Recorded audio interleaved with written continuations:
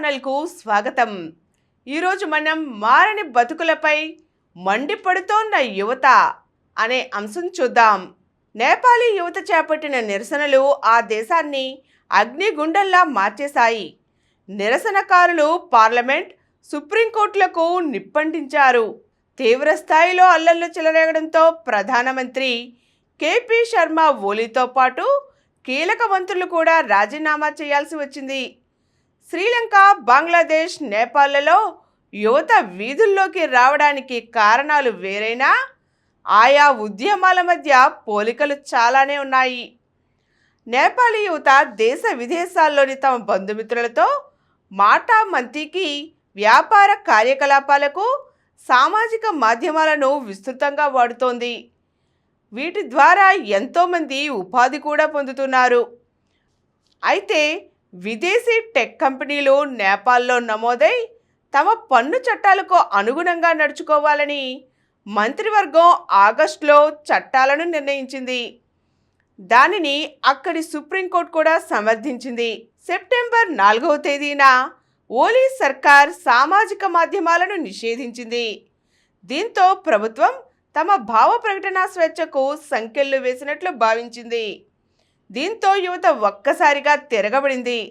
అప్పటికే నేతల అవినీతిపై జనంలో కూడుగట్టుకున్న అసహనం ప్రభుత్వ నిర్ణయంతో ఒక్కసారిగా ఉద్యమ రూపం దాల్చింది. ఇంతకు ముందు శ్రీలంక, బంగ్లాదేశ్లలో యువత కూడా నిరసన పదం తొక్కడం, అది ప్రభుత్వాల పతనానికి కారణమవడం చూసాం. ఈ వరుస పరిణామాలను చూస్తే దక్షిణాసియా యువత బూజు పట్టిన రాజకీయాలను మార్చేసే ఉద్యమాన్ని చేపట్టారా అనే ప్రశ్న తలెత్తుతోంది. శ్రీలంక, బంగ్లాదేశ్, నేపాల్లో యువత నిరసన బాట పట్టడానికి కారణాలు వేరైనప్పటికీ వాటి మధ్య పోలికలు ఉన్నాయి. శ్రీలంక ఆర్థిక సంక్షోభంలో కూరుకుపోయి ఉండటంతో యువతలో నిరుద్యోగం తాండవించింది. నిత్యావసరాలు, ఇంధన ధరలు ఆకాశాన్ని తాకడంతో యువజనం ఉద్యమాల బాట పట్టింది. అది అధ్యక్షుడు గొటబయ రాజపక్స రాజీనామాకు దారితీసింది. బంగ్లాదేశ్లో ఉద్యోగాల్లో కోటా పద్ధతిలో వివక్ష చూపుతున్నారని సామాజిక మాధ్యమాల్లో నిరసన వెల్లువెత్తింది. అవినీతి పెచ్చుమీరడం, విద్యా ఉద్యోగ అవకాశాలు క్షీణించడంపై విద్యార్థులు పిడికిలి బిగించడం హసీనా సర్కారుకు ఎసరు పెట్టింది. అక్కడ జాతి మతభేదాలు కూడా ఉద్యమాన్ని ఎగదోశాయి. ఇప్పుడు నేపాల్ కూడా ఆ సంక్షుభిత దేశాల జాబితాలో చేరింది. బంగ్లాదేశ్ అల్లర్ల వెనుక అమెరికా హస్తం, శ్రీలంకలో అమెరికాతో పాటు చైనా హస్తం కూడా ఉందన్న అనుమానాలు వ్యక్తమయ్యాయి. నేపాల్లో తాజా జెన్జెడ్ ఉద్యమం వెనుక విదేశీ హస్తం ఉన్నట్టు తెలియరాకపోయినా అల్లర్లు ఆకస్మికంగా వాటంతట అవే ఎలా జరిగాయన్న ప్రశ్న అయితే ఉంది. దేశ పరిస్థితులపై చాలా కాలంగా గూడు కట్టుకున్న అసంతృప్తి బాంబు పేలిపోవడానికి సామాజిక మాధ్యమాలపై నిషేధం ఫ్యూజ్లా పనిచేసి ఉండవచ్చు. విదేశీ హస్తం కన్నా స్వదేశీ కారణాలే నేపాల్ను కల్లోలభరితం చేశాయని చాలామంది అభిప్రాయం. అయితే భారత్, చైనాల మధ్య వ్యూహపరంగా కీలక స్థానంలో ఉన్న నేపాల్పై ఇతర శక్తుల దృష్టి ప్రసరించక మానదు. నేపాల్లోని రాజకీయ నాయకత్వంపై జనంలో అసంతృప్తి పేరుకున్న మాట వాస్తవమే. 2015లో కొత్త రాజ్యాంగం అమల్లోకి వచ్చినప్పుడు ఇకపై సత్పరిపాలనకు చూడవచ్చునని ప్రజల్లో వెల్లివిరిసిన ఆశాభావం క్రమంగా నీరైపోయింది. ఆదివారం కేపీ శర్మ ఓలీ, షేర్ బహదూర్ దేవ్భా ప్రచండల మధ్య కుర్చీలాట మారింది. వారు అవకాశవాద పొత్తులతో అధికారంలోకి రావడం, దిగడం ప్రహసనమైంది. ప్రజాస్వామ్యం వల్ల ఆర్థికాభివృద్ధి పుంజుకుంటుందనే ఆశలు నెరవేరలేదు సరికదా, నిరుద్యోగం బాగా ప్రబలింది. గత ఏడాదిలోనే 7.41 లక్షల మంది నేపాలీ యువత ఉపాధిని వెతుక్కుంటూ విదేశాలకు తరలిపోయారు. కేవలం 3 కోట్ల జనాభా కలిగిన దేశం నుంచి ఇంతమంది వెళ్ళిపోవడం సామాన్య విషయమేమీ కాదు. విదేశాల్లో వృత్తి, ఉద్యోగాలు చేసుకుంటున్న నేపాలీలు స్వదేశంలోని తమ కుటుంబాలకు పంపే డబ్బే కాఠ్మండ్కు విదేశీ మారక ద్రవ్యాన్ని తెచ్చిపెడుతోంది. వారు విదేశాల నుంచి కుటుంబ సభ్యులతో వాట్సాప్, ఫేస్బుక్ వంటి సామాజిక మాధ్యమాల ద్వారానే ఎక్కువగా సంభాషిస్తారు.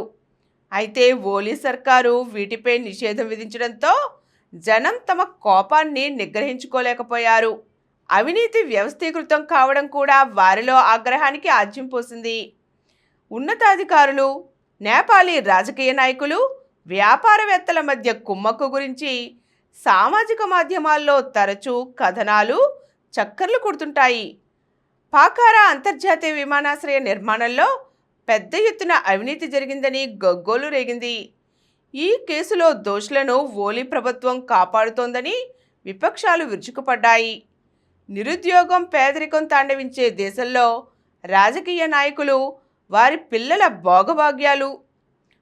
పిల్లలు భోగభాగ్యాలతో తలతూగుతుంటే సామాన్యులు జీవిక కోసం నానా కష్టాలు పడాల్సి రావడం సహజంగానే ఆగ్రహానికి కారణమవుతోంది.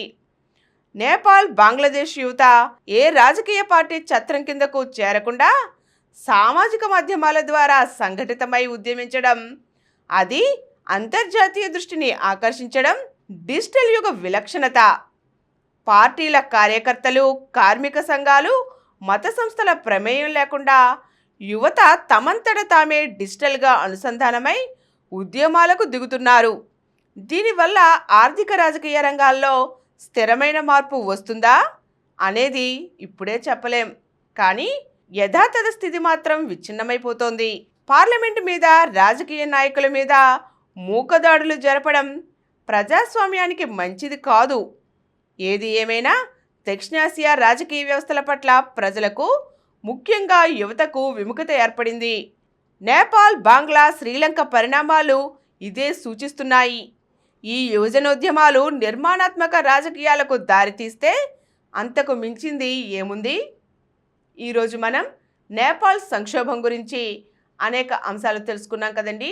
మరో చక్కని అంశంతో మళ్ళీ కలుద్దాం.